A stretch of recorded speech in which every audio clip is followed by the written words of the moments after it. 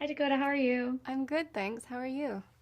I'm doing well. So to start, I want to know from you as an actor, is it more of a freeing experience being a producer as well as an actor, or is it more kind of your mind is over there versus what you would do if you were just coming on a set to act?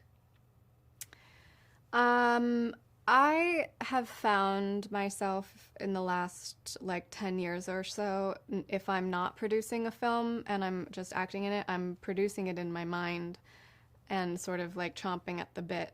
So it kind of, I guess, I feel like growing up on set and starting working fairly young,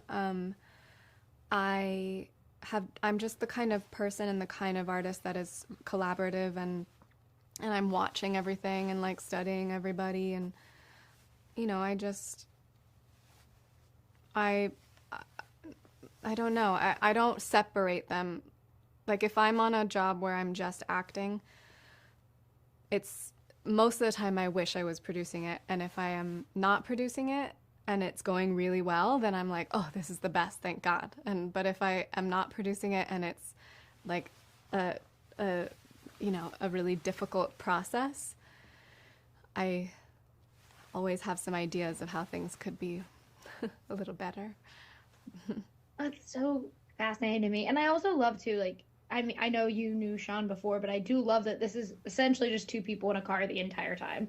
And there's like a couple little moments where they're not in just the car, but for the most part, it is her in the back seat, him in the driver's seat.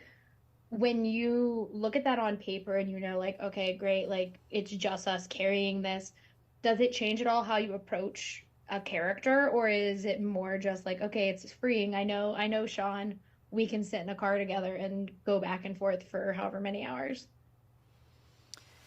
I think knowing him lent a sort of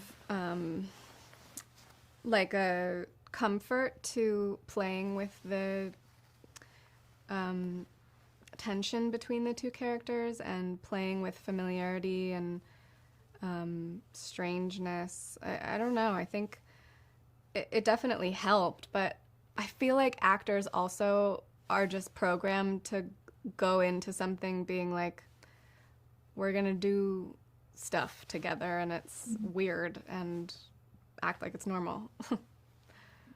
Well, and does it help you too? Like I loved her nails. I was like, great, there's another nail I need to do. And I loved that she has this short blonde bob. Does having her kind of have these different qualities from yourself help you kind of understand who she is? Because she is a lot of the times very restrained and doesn't really want to tell him a lot about who she is.